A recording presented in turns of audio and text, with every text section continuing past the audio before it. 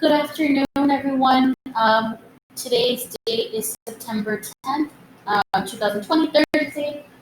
And just to do a quick overview of our lesson, we went through the entrance ticket, reviewed expectations, but the main focus for today's video was learning how to use Google Slides and incorporating our 6th grade time capsule.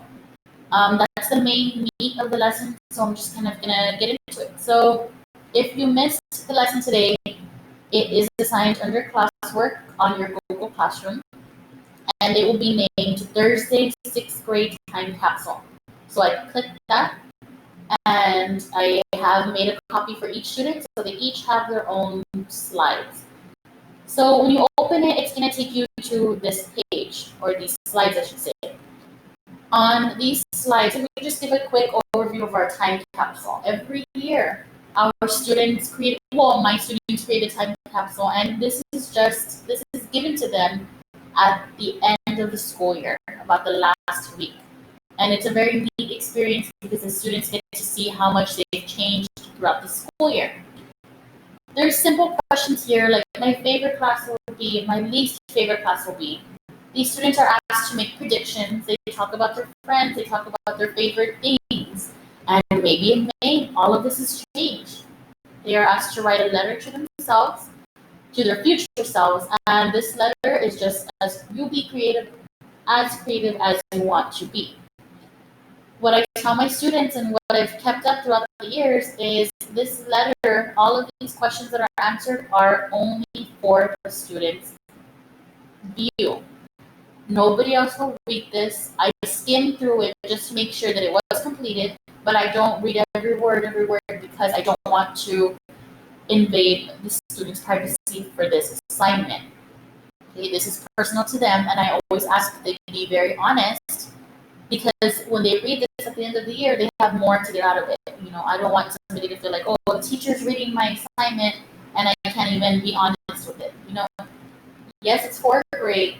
Yes, I'd like you to complete it as much as you can. All right. So let me just give a quick overview of Google Slides, these buttons, and then I will also show you how to access Google Slides from your device.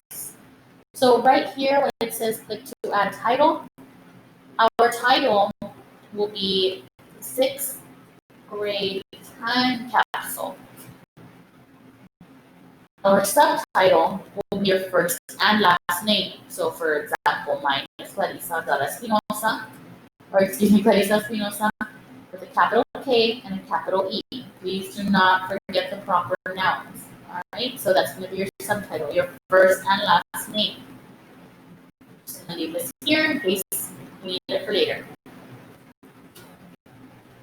Now, sometimes when you open up on your laptop, the view is not very good. You can't really see as much. So what I ask my students to do is, if they see their cursor, which is this mouse that I'm moving right here, I slide it down, and you'll notice that this little hand pops up. I hold it down, I drag it, and I make it bigger. Another way I can make it bigger, and this is going to be important throughout the school year as we use Google Slides, is I click the zoom, and I can click 100, I can click 200, depending on how big I want to make it. The zooming in and zooming out helps, but what helps more is a Control-Alt+. It's a keyboard shortcut. Okay, I hold down my Control button. With another finger, I hold down the Alt button, and then with the third finger, I click the plus. Okay, if I want to zoom out, then I would click the minus. All 3 fingers are working together, but one go first, and then the second one, and then the third. You hold them down at the same time. It's a process. So practice this as well. So if I go to my second page, this is where I'm going to be needing more of the tools that I see right here up on the toolbar. This button right here, if I scroll over, it says text box. This is going to be important for this page. If I click it, my cursor changed into like a little 4-square cross. I hold it down, so I'm holding down my mouse pad and dragging it, and it looks like this. If I wanted to answer this question, my best friend, I'm going to type in my cat. But if I want to make the font bigger, what I can do is I can hold it down and highlight, or I can double click. Once again, I can hold it down and highlight, or I can double click. I look at these toolbars, and if I scroll over all of these little, it tells me what everything does. Now let's look at the increased font size. I click plus, plus, plus, plus, plus, plus, make it bigger, or I can even make it smaller.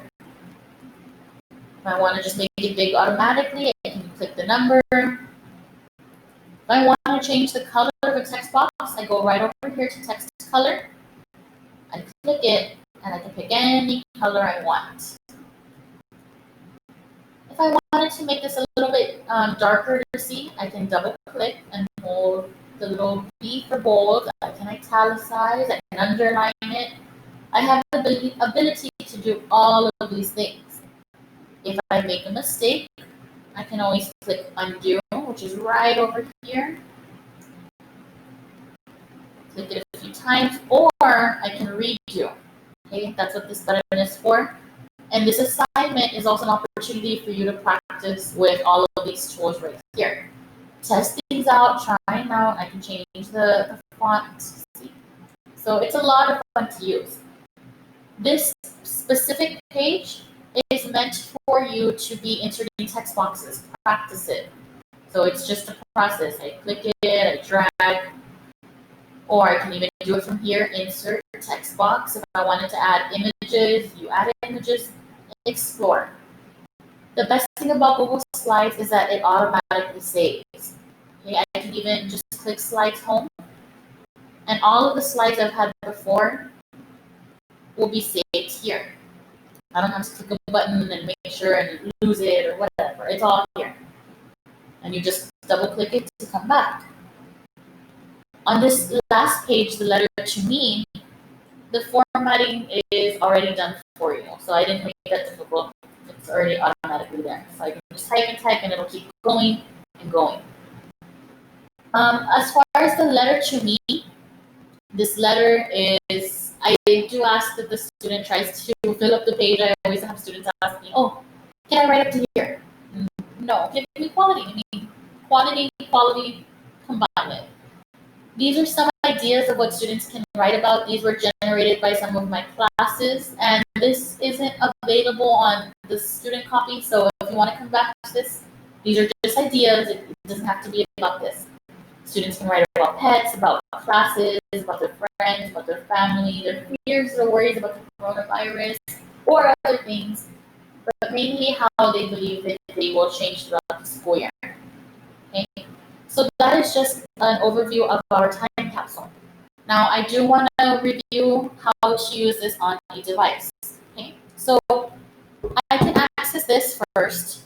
I can go straight to Google Classroom, and I go to my classwork tab at the bottom. And on week 1, September 8th, it is under Thursday, the 6th grade time capsule. So I click it, and the time capsule will be assigned. Now this part is really important because when I click it, I can't do anything with it. The key to this is pressing this button, the arrow and the box at the top. Let me show you one more time. The top right corner, where there's a square and an arrow, I need to click that. And this is why it's important to also have slides downloaded on the device. I click it, and it'll take me to this. Okay, so let me see. Let me go ahead and use a teacher copy very quickly. All right, so same thing. I would double tap it, and I just start typing. Again, honestly, using Google Slides is a lot easier from a device. It's possible to use technology just through phone.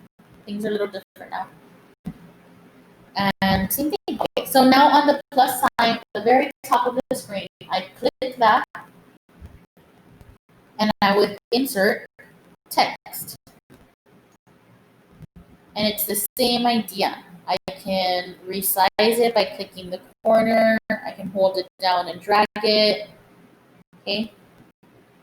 If I click it and I start typing and I notice, okay, my font's a little bit smaller and I want to make this bigger, I just zoom in like I am going to look at the picture. Okay. Let's practice with the same name, Buddy. Double tap the way that you would do on a computer. And if you notice that the A up here appears. So let's look at that one more time. I need to make sure that this is selected and highlighted in order for the A to appear. When I click it, all of my text options appear. I can change the size, I can change the color, anything that I want to do with the font, and I move it around. Same idea. Okay. That's basically it.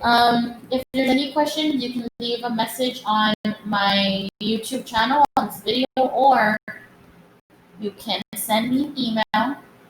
Once again, if you need any contact information, it's available on Mrs. Minosa on my website.